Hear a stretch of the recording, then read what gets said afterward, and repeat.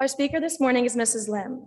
Mrs. Lim is the Oakland Tuttle Director of Vocal Music. She directs our vocal music groups and teaches digital music and speech classes. She is a proud mom of Ariel and Joshua, who graduated from the Hill in 2017 and 2018.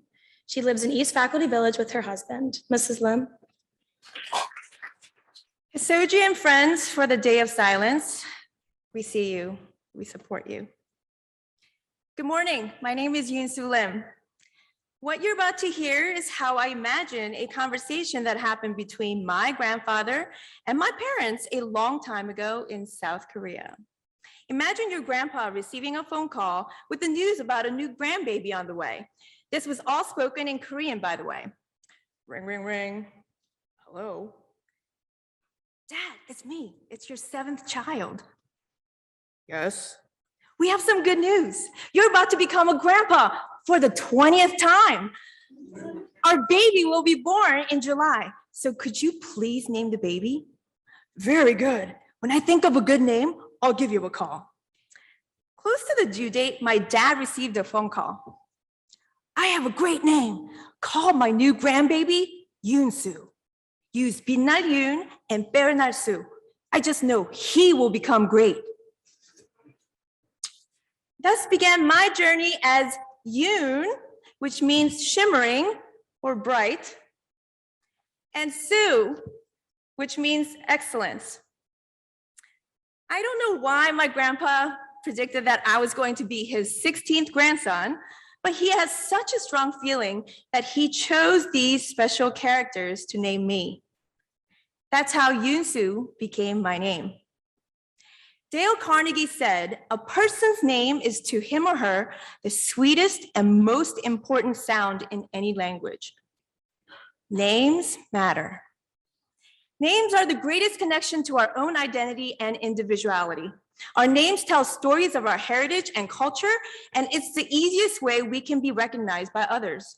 So I'd like to talk to you about some naming traditions, ways names can shape one's life, and what to do when names are too hard to pronounce. My family immigrated to the US when I was 9 years old.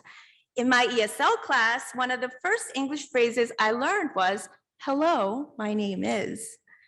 I think many of us in this space can attest, the first step in learning a new language starts with the greeting and letting people know the name they should call us. So this is me in Spanish class. Buenos días, me llamo Yoon Lim.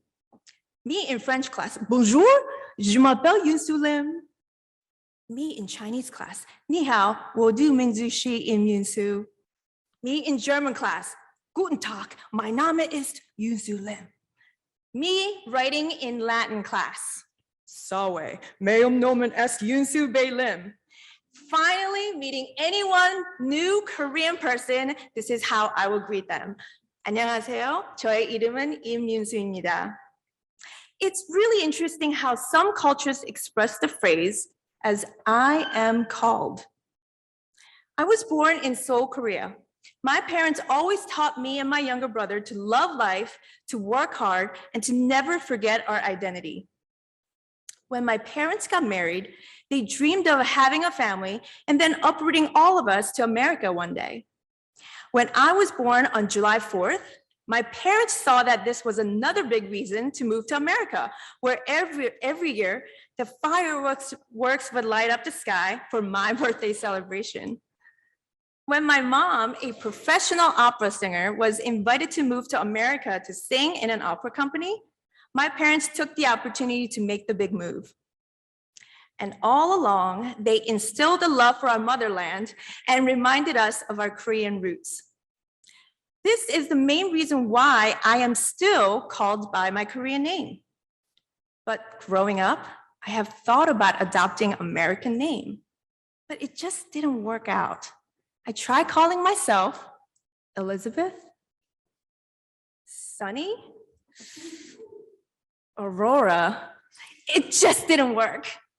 Have you thought about your name? Do you know who you were named after or for what? Maybe you were named after a grandparent or named after a constellation, or your middle name came from a saint or martyr. As you heard, my grandfather named me. It is a Korean tradition for paternal grandad to name the grandchildren. My grandfather named me and my brother along with our 26 cousins.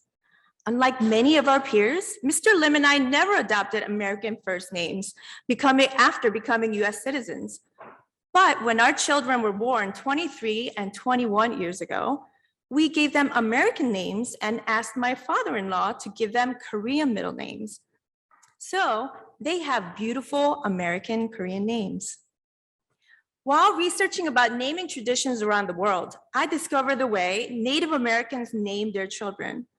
In a fascinating article on Psychology Today, Dr. Elizabeth Pearson Wogman reports on how she learned from a Native American wise woman. Native Americans have a fluid naming tradition where as children grow, they can earn new names. So if someone is named after a lake, it might mean that the person changes very little during their lifetime. But someone else can be named after a river to reflect changes that occur dramatically from their small beginnings to become a mighty river that travels out to sea. When the community sees that a child's name does not reflect their personality, their name gets changed during adolescence. As they become adults and go through life, new names can be awarded. Isn't that an amazing concept that as you change, your name can too, to better reflect the person you have become? So let's say that we meet somebody whose name is Dancing Wind. As you hear the name, maybe you're imagining a gentle breeze swirling about in the air. But did you know that in Native American culture, dancing wind means a tornado? The name warns people that this person can be dangerous and possibly destroy things. But if I was dancing wind, it may encourage me to be more mindful about how I interact with others. And when I live my life opposite of my name, my community will find a better name for me. Isn't that a cool way for an individual to be included in society?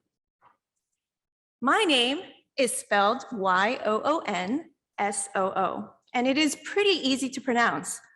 But growing up, I found myself saying, "Hi, my name is Yoon. It rhymes with moon." Sometimes I'll vary it up and say, "I'm Yoon. It rhymes with spoon." And I can't even remember when I started shortening my name to just the first character, Yoon, and omitting the other half of my name because I felt like 7 letters of my name just felt too foreign. I also can't tell you how many times people mispronounce my name. Some examples are Yusu, Yusoon, Suyu, Yoo, or June. And what's sad is that it is truly unfortunate that some of you have also experienced the same. In 1948, 2 Harvard professors conducted a study of 33 recent college graduates. They were looking at whether students' names had any bearing on their academic performance. The study showed that students with unusual names were more likely to have flunked out than their peers with normal names. The professors concluded that a rare name had a negative psychological impact on the name bearer. There have been numerous studies since 1948 on this very topic. Despite diversity initiatives and bias training, Payne Lubbers said in a Bloomberg article written in 2021 titled, "Job applicants with Black names still less likely to get interviews," that applicants with white-sounding names received 50% more callbacks for interviews than applicants with Black-sounding names. If this is true, how do we move forward in a discriminatory job market? How do we move forward in this kind of society? Here is an answer. Break the cycle and create a shift. Part 1. Those of us with ethnic and unique names feel like it's too inconvenient to correct those who mispronounce our names or correct those who call us by a wrong name based on our looks. We go into a default mode and say, "I don't want to make it a big deal." But when people mispronounce our names, it's uncomfortable. When people call us by wrong names altogether, it makes us wonder if they can see us at all. Next time you get called by a wrong name, I want to encourage you to put yourself first. Take the step to teach people how to say your name correctly in a gracious manner. This is also a way to keep the peace. When we teach them, people will learn. And over time, our society will get better at pronouncing names correctly. I just love how Charlotte Bronte expressed it so well in the novel Jane Eyre. I liked my name pronounced by your lips in a grateful, happy accent. Yes, let's pronounce names with grateful, happy accents. Our community is smart, and people in it can pronounce and articulate difficult names. Break the cycle and create a shift. Part 2. Mistakes happen, and there's nothing wrong with someone getting the pronunciation or spelling wrong if they're unfamiliar with your name. Let's get in a habit of apologizing right away when we've called someone by the wrong name or mispronounced it. Unscripted, I called a third form student by a wrong name this morning. So things like this happen all the time. However, take note that when we call someone by a wrong name or mispronounce it over and over again, the act then becomes an explicit, intentional form of discrimination. In January 2021, BBC published an article titled, "Why Getting a Name Right Matters," and pointed out that these micro-invalidations disrespect individuals and signals to them that they are less important and less valued. Do the only thing that you want done to you. Let's respect all humans and call them by their name. Break the cycle and create a shift. Part 3. Join and support campaigns like #MyNameIs, which seeks to normalize phonetic spelling in email signatures, meetings, and name badges. If you have a unique name, consider using a phonetic translation in your information section, like how we include pronouns today. If you meet someone with a unique name and you cannot pronounce it, ask the name bearer to pronounce it for you and actively listen. You will most likely have to practice saying the name to make it permanent. And it's okay to ask for clarification. This actually shows that you care. So what's in a name? Quite a lot. Psalm 139:14 says, "We are wonderfully made in the likeness of God."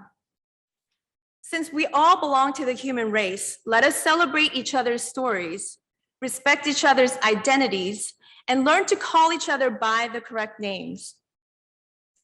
Hi, my name is Yoon Lim. Could you tell me about your wonderful name? Thank you.